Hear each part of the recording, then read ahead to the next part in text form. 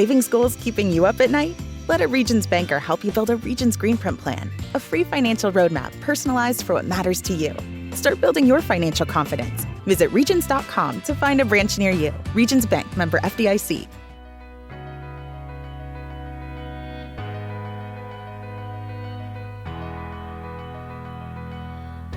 Broadcasting from the Subaru of Gwinnett studio inside the Gas South Convention Center in Duluth, Georgia, it's time for Regions Business Radio. Regions Business Radio is presented by Regions Bank. Start building your financial confidence at Regions Bank, member FDIC, and an equal housing member.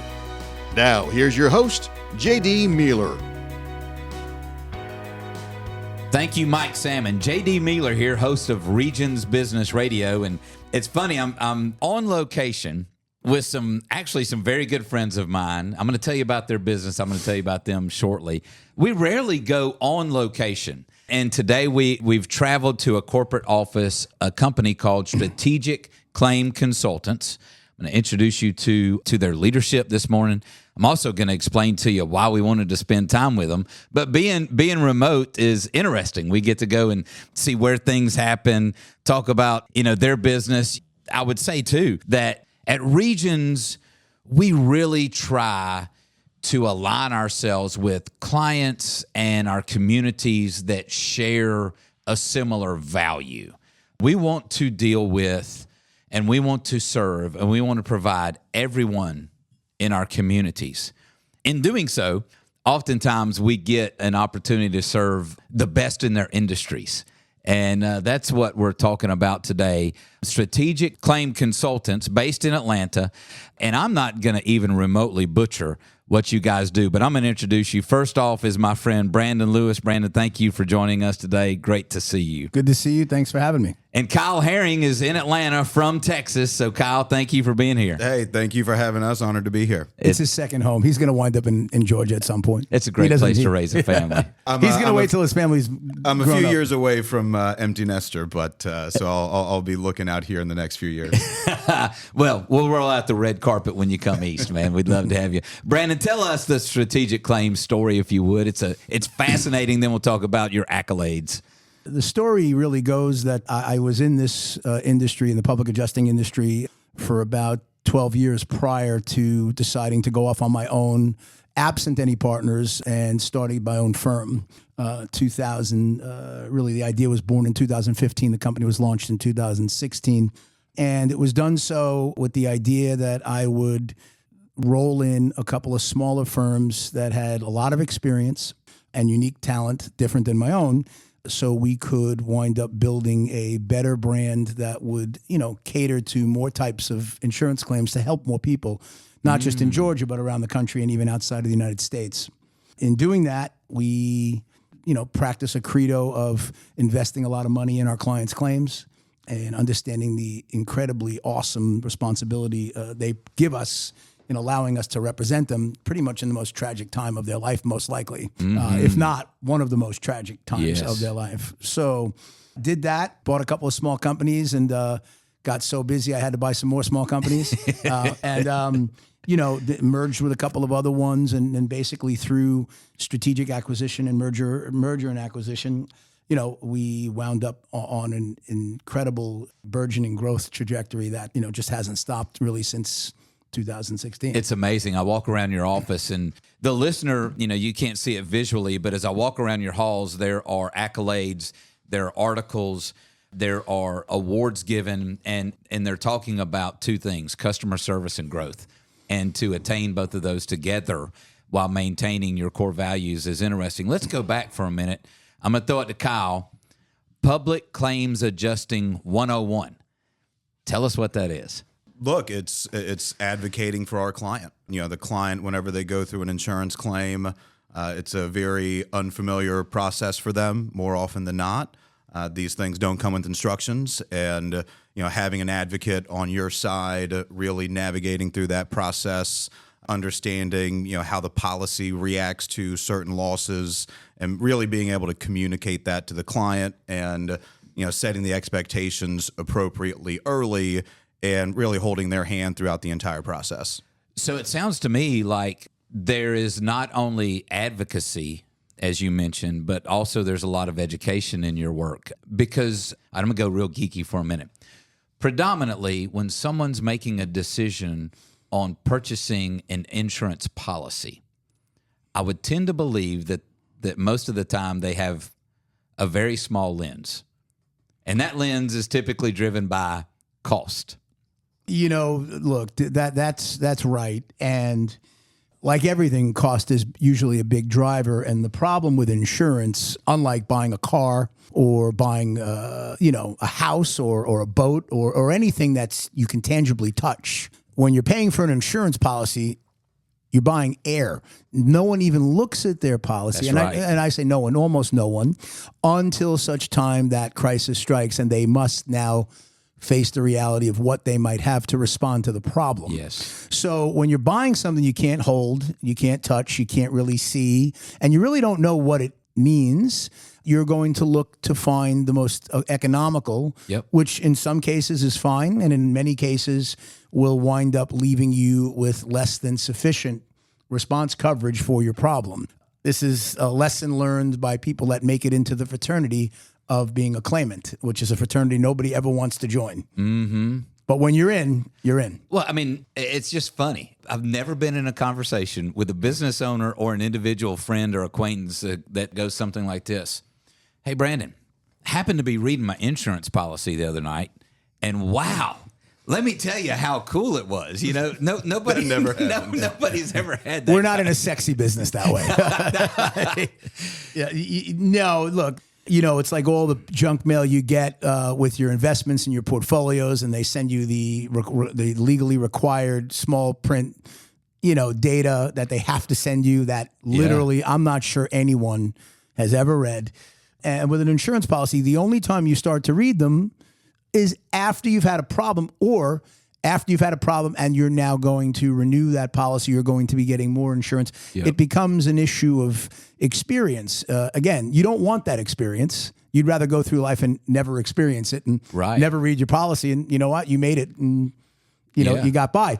But the law of large numbers is going to tell you that if you own some properties and you have some cars and you have some kids and you're at some point going to have a claim.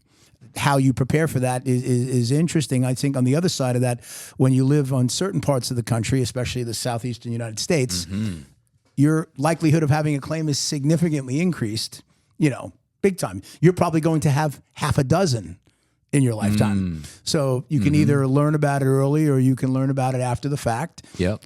Most people are going to learn about it on the fly. You made a point earlier, Brandon. I think it's compelling, actually, which is you're called to action typically when someone is going through probably the worst time of their lives. They're having to deal with something that they thought was going to provide them coverage, and so they're sort of dealing with a literal storm. They're dealing with a family storm. Oh no, what do I do?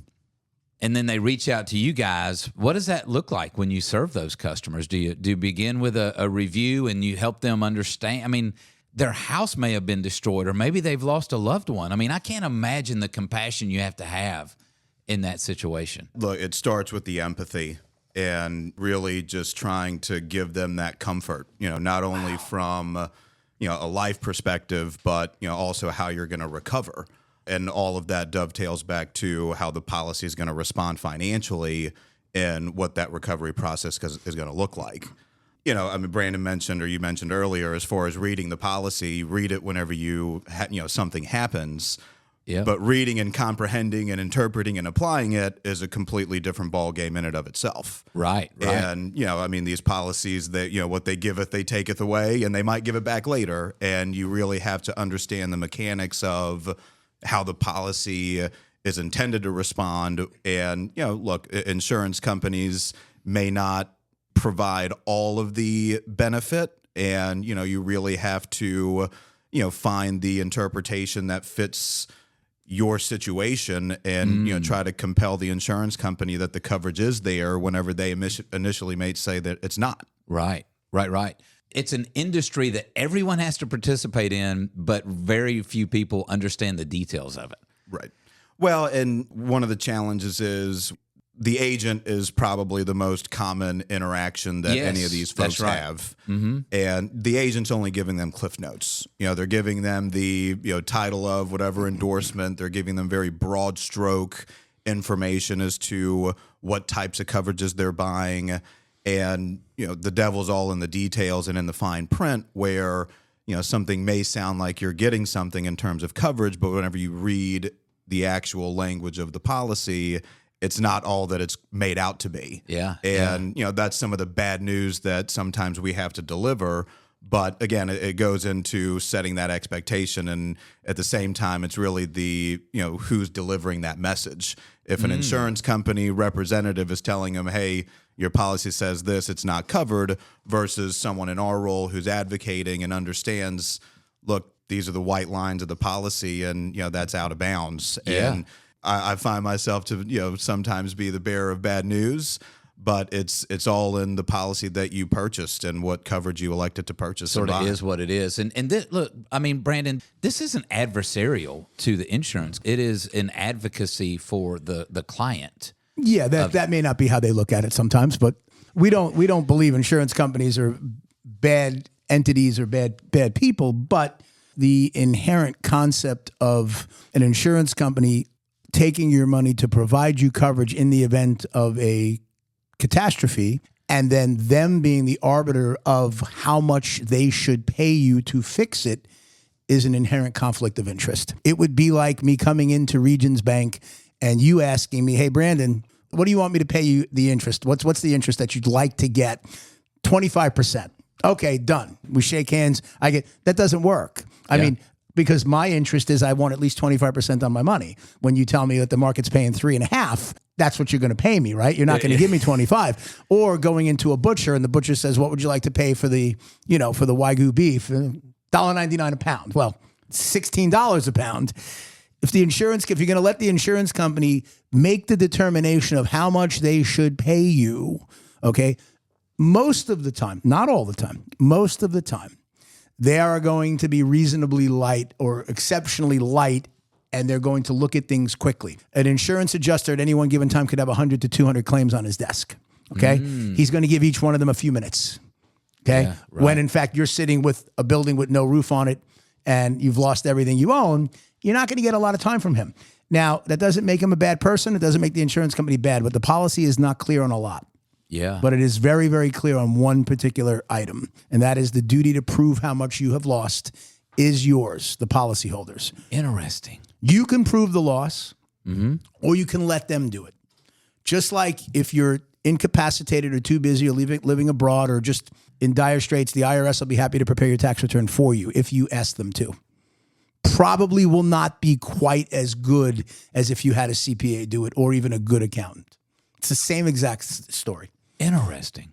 So say that again, the burden of proving loss. The burden of proving the amount of loss you believe you have is yours contractually in the policy. Your duty to prove your loss is your responsibility. The insurance company will gladly transfer that responsibility to them if you allow them to do it. Well, Gotcha. If you look at the term adjuster, if you're an insurance adjuster, there's a claim that's presented, and the adjuster adjusts that claim. And as far as the duty to really present what the damages are, what the value of those damages are, that has always been the burden of the policyholder. You have a roof that's ripped off, you have water damage inside, your business is shut down. The duty is on the owner to say, these are all the things that I lost, and these are all the values of what I've lost. Wow. And the insurance company's obligation is to say yes or no and adjust that claim. Okay. Wow. What an intro about your industry and what you do. I want to talk now for a few minutes about how Strategic Claim Consultants does it. You've been recognized recently as an Inc. 5000 fastest growing company. Atlanta Business Chronicle has recognized you in a similar fashion. Probably every business publication in Atlanta, Georgia, Southeast, Georgia Trend, I don't know who, they've probably all mentioned you as a fast growing company. However, for every accolade I see in this office about growing quickly, I see 3 or 4 letters of thanks, recommendation, appreciation. Striking that balance, Brandon, is very unique across all industries. How do you do it so well at Strategic Claim?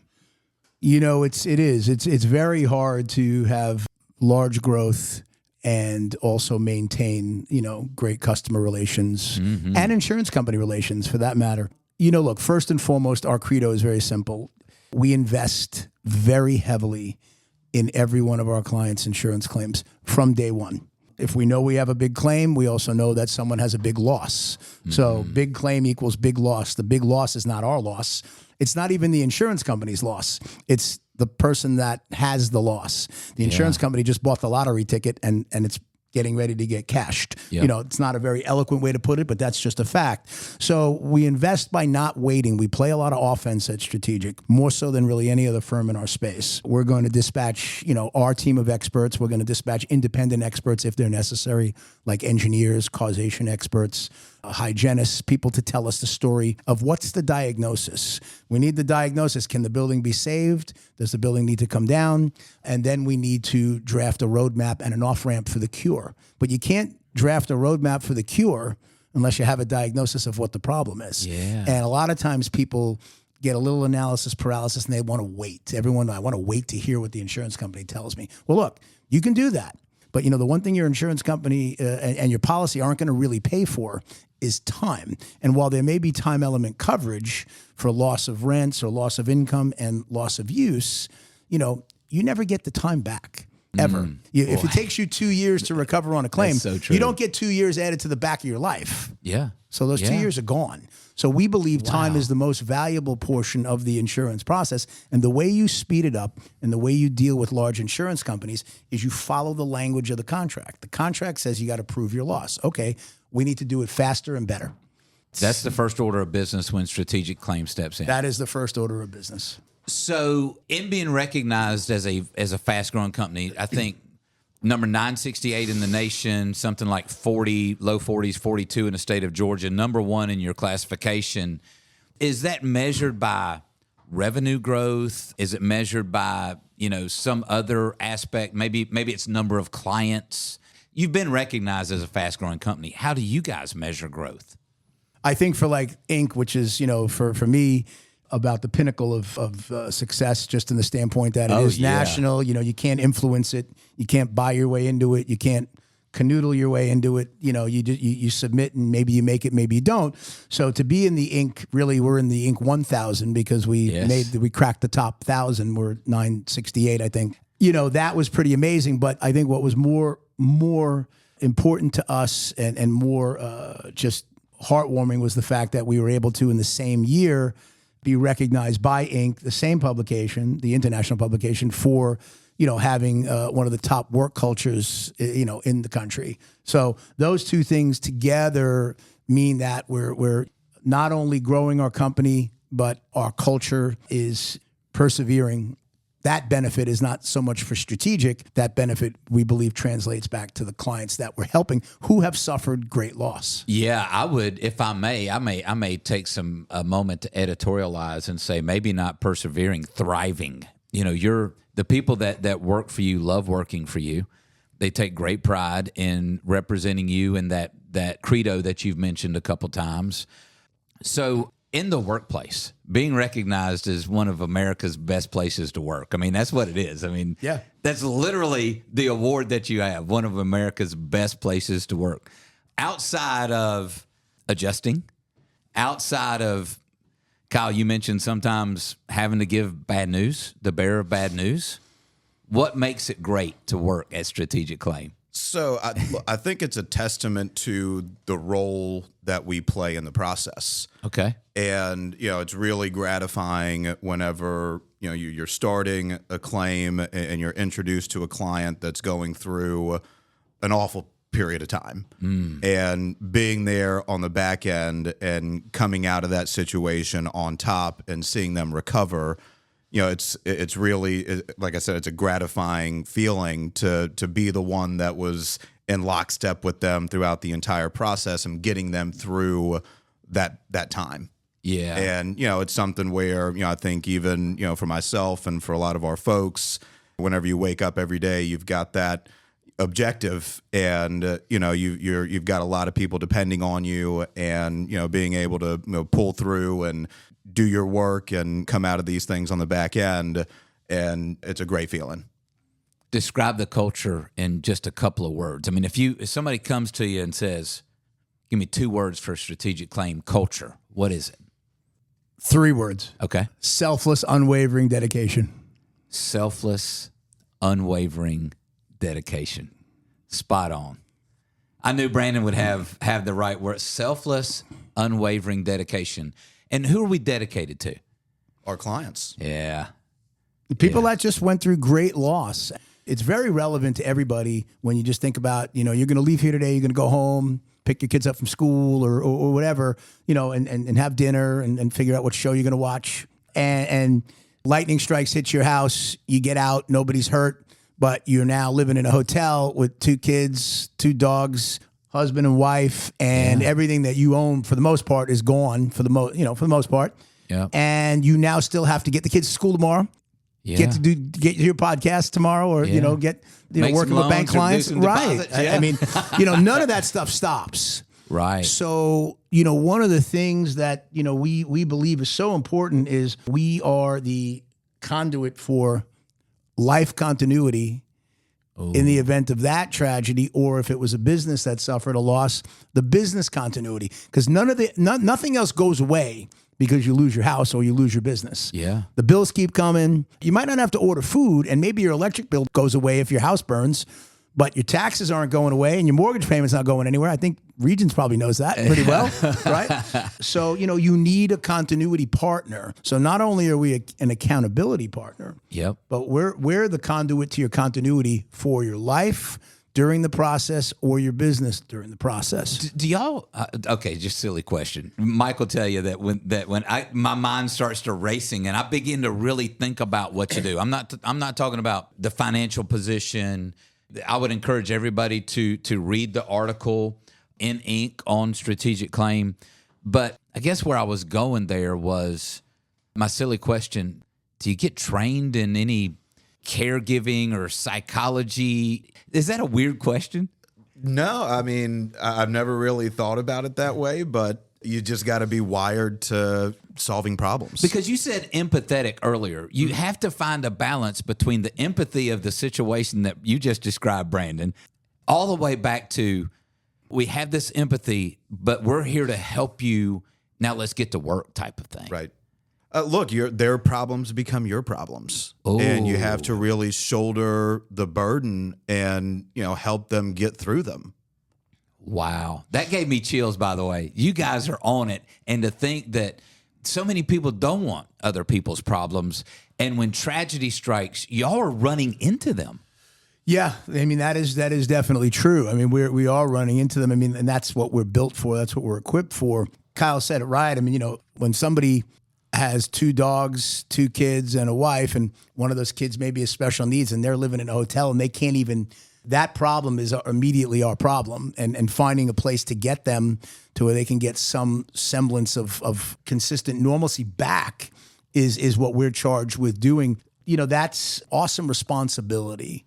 I would imagine that maybe not you 2 guys individually, unless you're on a claim yourself, but in that scenario, you can't disconnect from that. You're taking that home yourself. No, and that's why I said, unwavering, selfless dedication, because, our people realize that, they're at the ball game on Saturday with their kids, and a client whose house just burned down 2 days prior calls them because they have some kind of question or need. And, what do our people do?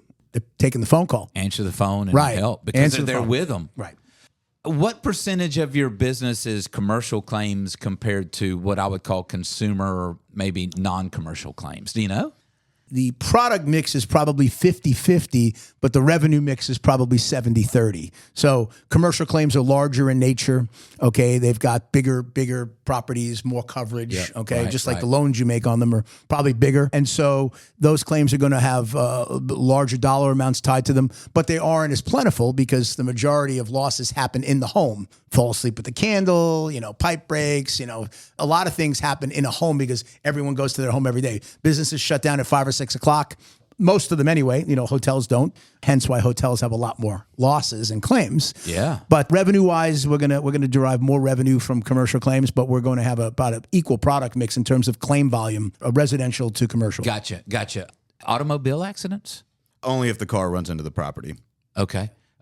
Is there a minimum qualifier to do business with strategic claim? I mean, is it got to be some dollar amount or some particular tragedy, or as you mentioned, Brandon, catastrophe? Is there some qualifier to do business with strategic claim? We don't predispose anyone's problem.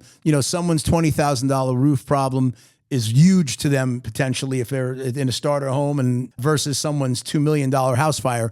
However, if we don't believe that our business model for helping people is going to be effective on a claim, we're going to give you some free advice, point you in the right direction, because maybe all you need is a good qualified roofer to help you with your shingle damage, or maybe you just need a plumber and a mitigation company to help you with, that your sink was leaking for a week and, you have a swollen cabinet and you need $7,000 worth of repair, and maybe you want to make an insurance claim. Or we might tell you, hey, look, we looked at your policy, you have a $5,000 deductible and a $7,500 problem. You might want to consider just not calling this one in, keep that claim off your record and fix this yourself and move on. We will give that advice for free. We're not going to charge you. If we start to see where the claim is building up $50,000, $70,000, $80,000, $100,000, and we're not telling you that that's the ceiling or the floor, but we're going to tell you if we think we can be beneficial to your problem and give you the same playbook that we would give to anybody, because we don't change playbooks. We only have one. Then we'll consider taking the claim. Okay, that's fair.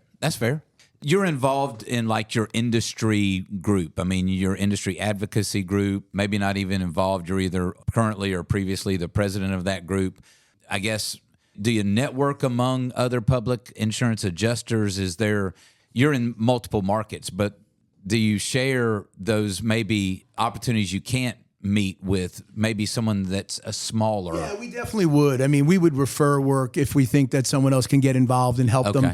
At the same time, we always want to be sensitive. We have a pretty strict fee structure here where our fees are pretty locked down and we don't go above a certain amount, because if we can't be economically beneficial to the problem, we prefer not to get involved. Gotcha. For me to get involved too. Well, but I mean, more so for the policyholder. I mean, if we're going to get involved and we have to take a higher percentage than we feel is necessary, then it doesn't make sense for us to get involved, because the policyholder needs money to recover. That's right. And so we want to be an answer to that problem so they can finish. We do not want to be an impediment. Right. If I collect them a bunch more money, but they still don't have enough to get fixed, I'm not sure that was a good result. That's right. I love what you guys stand for. It's impressive what you've done in really a short amount of time. I mean, you started in 2015.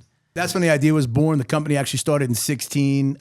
I have a lot more gray hair today than I had then. It's been a lot of Delta Sky miles earned over that time. But, look, it's really the acquisition of some of our talent. This guy sitting to my left and some of the folks that are just now hitting 40 years old, yet they have 20 years of experience in the business. Wow. And our firm, I believe, and I don't want to misspeak, but I believe our firm probably has the most diverse dichotomy of over 300 years of combined expert experience under the roof of strategic. Wow. with an average age of leadership, if you take me out of the equation, of like 40. Wow. And that's something that no other firm that we're aware of can even come close to. Not to say that people in their late 50s and mid 60s aren't just as good, but there's a unique skill set and a unique dynamic of being able to have 300 years of experience with leadership in their early 40s. That's a pretty powerful blend. That is crazy efficient. That is crazy efficient. All right, I'm going to close it out with two questions. You guys decide who wants to answer. What advice would you give a business owner in regards to how to effectively shop for an insurance policy? It's a broad question, I know. So let me paint the picture, just like you guys did. We have a commercial client, and they're in manufacturing, let's say, and you talk to them, and hey, we need a copy of your insurance for this building or this production line or whatever, and they call over to an agent, and they get an updated statement or whatever. They send it. We know that our asset, our collateral is insured. And a lot of times that conversation is there's a lot of trust put in their agent.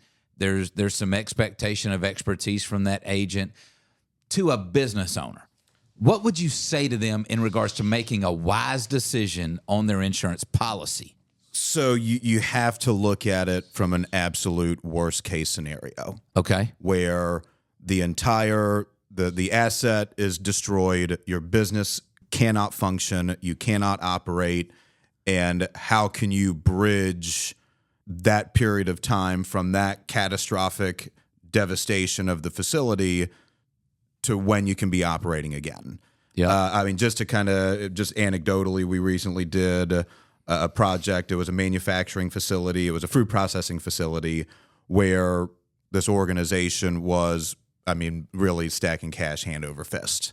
And their BI coverage was not commensurate to what their performance of their business was. Okay. And a lot of that was attributable to just their growth. BI, business interruption. Correct. The business interruption, where really their growth over the past 2-3 years was really exponential. They probably didn't revisit what that business interruption coverage limit was.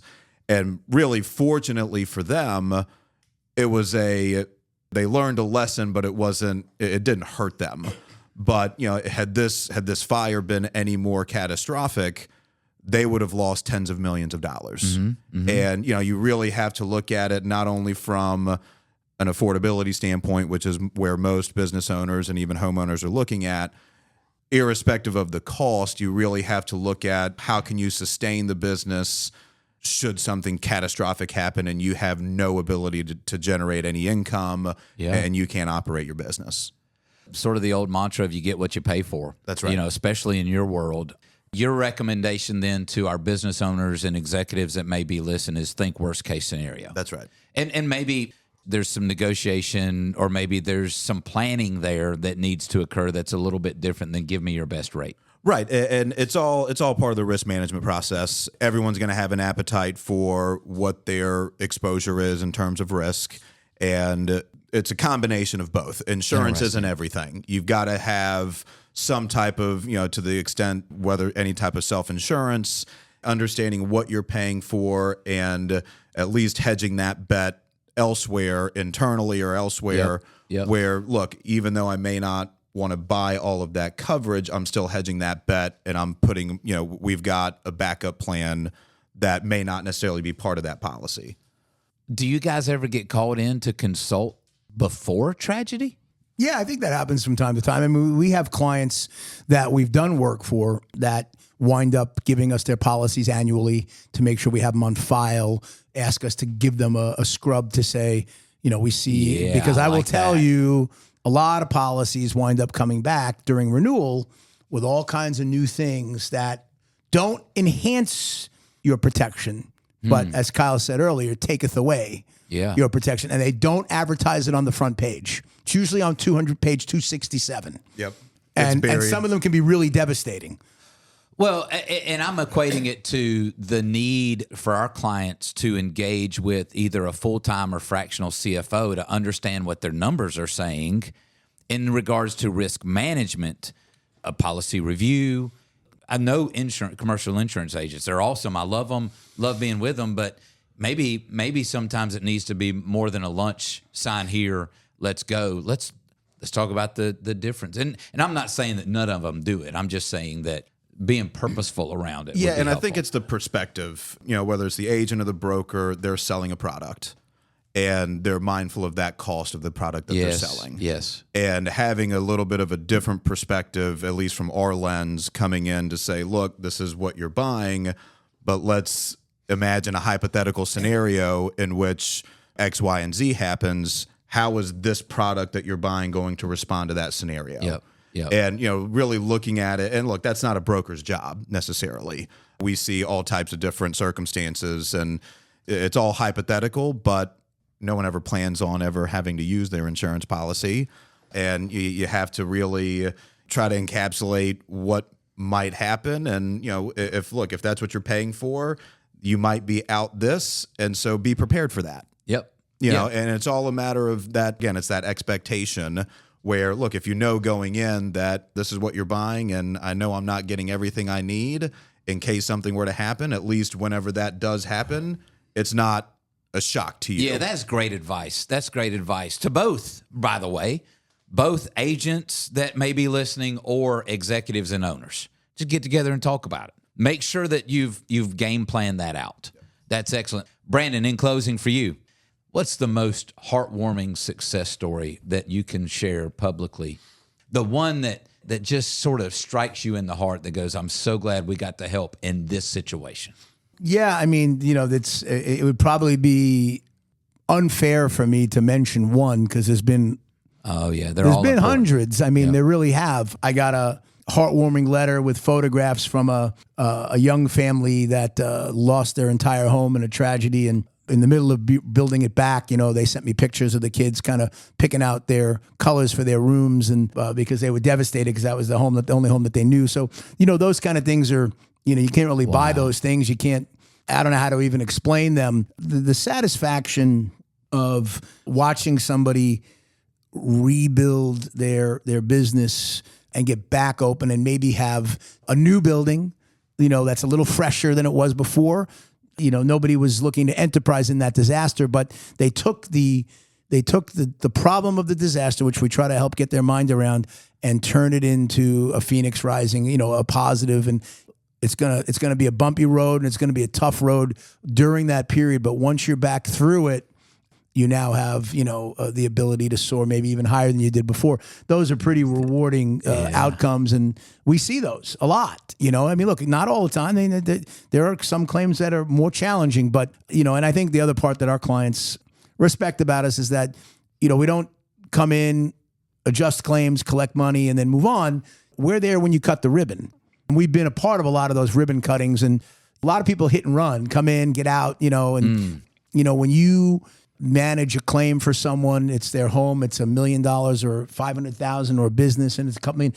These are probably the largest single financial events of this person or business's life. Yes. And so you are now involved with these people personally, because it's not like transactional where, I'm gonna come put your air conditioner in and then I'm done. I mean, you just sat with them for 18 months through thick and thin to get back to where they were prior to the tragedy and watched all of that happen and help manage that process. If you do it right, you now have a new friend for life, and you're also part of this. You have this bond of trust that's very hard to get in any other business, any other profession. Yeah, and I appreciate that answer so much, because you're right. I ask about one situation when in fact there are hundreds, thousands of situations that you've helped people recover, rebuild, rehabilitate, as the case may be. So I so value your answer. And I know that there were people running through your mind. There's a grandma or a family like you mentioned, but it's all relative to their problem. Yeah, their problem is the biggest thing they're going through, and you guys help them through that. What is your website URL and any social media that you use? Strategicclaimconsultants.com. Strategicclaimconsultants.com. Or strongclaims.com. Or strongclaims.com. For people that don't want to spell out strategicclaimconsultants.com. Okay. So we have both, just in case somebody wants to take the shortcut. Strongclaims.com as well. Guys, any closing comments about who you are, what you do, or anything that I may have omitted asking? I love this conversation, by the way. So interesting. Anything I missed? It's an honor to be on here and talk to folks that are listening on this platform. And, again, while we hope we never meet the folks listening, in the event that we do, we're going to be a true partner with you through the problem and get you back to where you were, hopefully in the shortest time possible. Like anything else, you don't want to have that issue, but if you do, you need to know where to go. Wow, and that is strategicclaimconsultants.com or strongclaims.com, which is easier to type in. Brandon Lewis, Kyle Herring, thank you so much for spending some time with us this morning. I believe that our clients, our prospects, and our business community are going to benefit from knowing who you are, what you do, and more importantly, how you do it. I'm telling you that these guys run a great business, not just because I know them and have gotten to know them well. It's so impressive, the accolades. And sort of attaboys and the thank yous that I see around this office. So again, strongclaims.com, strategicclaimconsultants.com. I am JD Mealor, and this has been Regions Business Radio. Regions Bank, member FDIC, equal housing lender. This information is general in nature and is not intended to be accounting, legal, tax, investment, or financial advice. Regions believes this information to be accurate when recorded, but it cannot ensure that it will remain up to date. Consult an appropriate professional concerning your specific situation. This information should not be construed as a recommendation of a specific course of action for any individual or business. All Regions products and services are subject to qualification requirements, terms, conditions, fees, and credit approval.